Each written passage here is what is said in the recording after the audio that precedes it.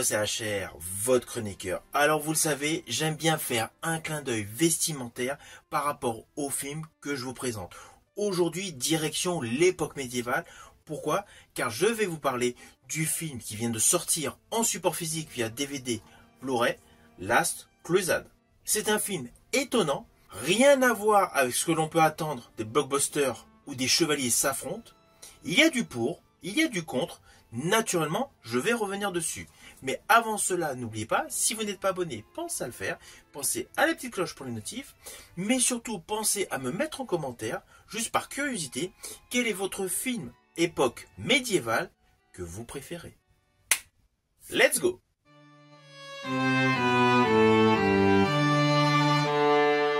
Alors tout d'abord, fiche technique de ce film.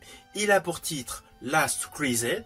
En version originale, il a pour titre Pilgrimage. C'est un film irlandais aux alentours des 95 minutes, appartenant au registre du thriller médiéval, mettant en vedette Tom Holland, Richard Armitage et Jon Bernthal, avec l'histoire suivante.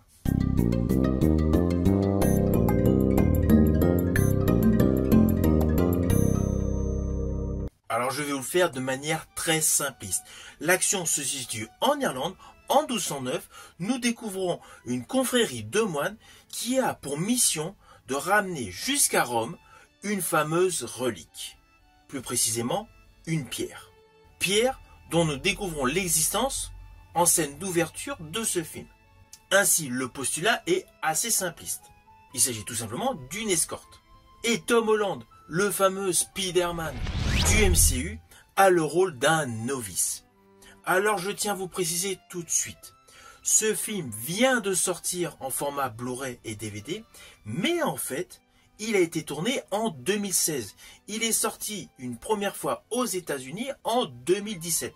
Le film est quasi passé inaperçu, et maintenant que Tom Holland est devenu la star que nous connaissons, le film revient sur le devant de la scène. Je tiens à vous préciser cela, car ne vous attendez surtout pas à un blockbuster avec énormément de monde, énormément de combats. C'est un film assez intimiste.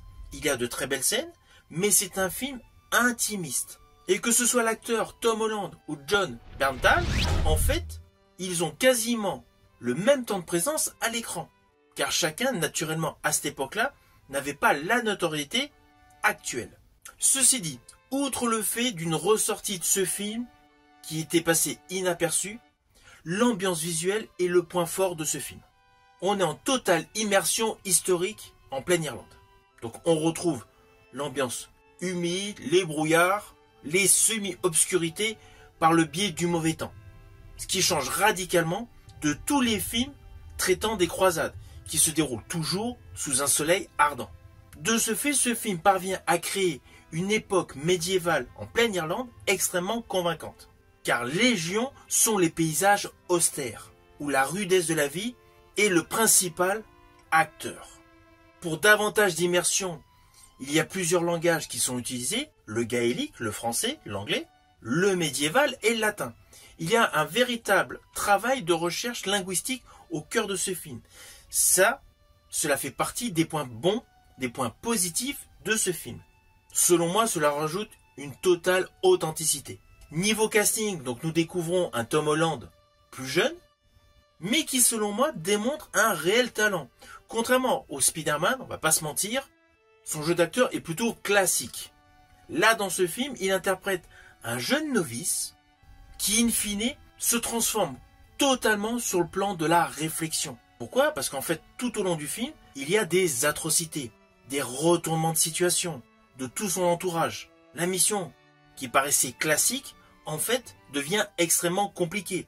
Pourquoi? Parce que tout simplement, il rencontre un seigneur de guerre qui veut à tout prix récupérer, pour lui, cette fameuse relique. De ce fait, il y a pas mal de choses qui vont chambouler la vie de ce jeune novice au sein du monastère.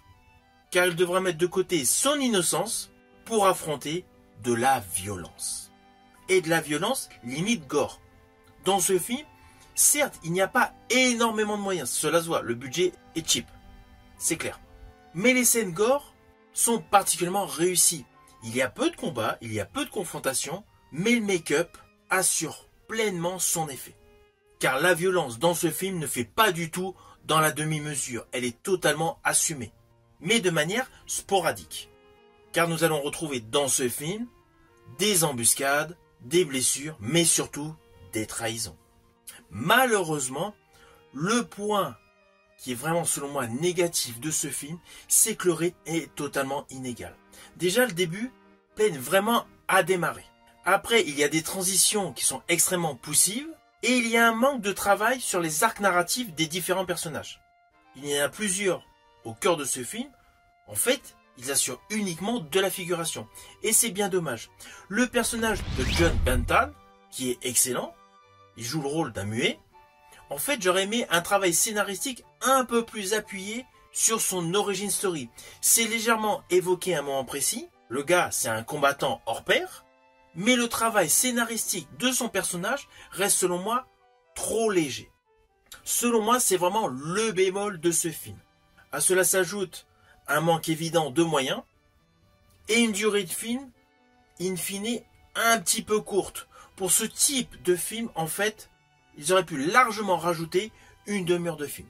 Naturellement, ce n'est que mon opinion. Néanmoins, ce film a l'avantage de pousser la réflexion sur la foi mêlée à la violence. Alors au final, naturellement, c'est un film que je vous invite à découvrir. Il est tout de même à voir, mais ne vous attendez surtout pas à un blockbuster médiéval porté par Tom Holland. Tom Holland est impeccable dans ce film, mais c'est un film extrêmement modeste. Si vous recherchez essentiellement de l'action, ce film n'est pas pour vous. Ce film est davantage ancré sur une sorte de philosophie par rapport à la foi. Ce qui change des films habituels, mais la manière dont il est présenté peut en décevoir certains. N'oubliez surtout pas de me mettre en commentaire ce que vous pensez de ce film une fois que vous l'aurez vu, mais surtout, comme je vous l'ai dit en préambule, j'aimerais bien que vous me citiez dans les commentaires votre film médiéval préféré. Je vous dis à bientôt pour une prochaine vidéo.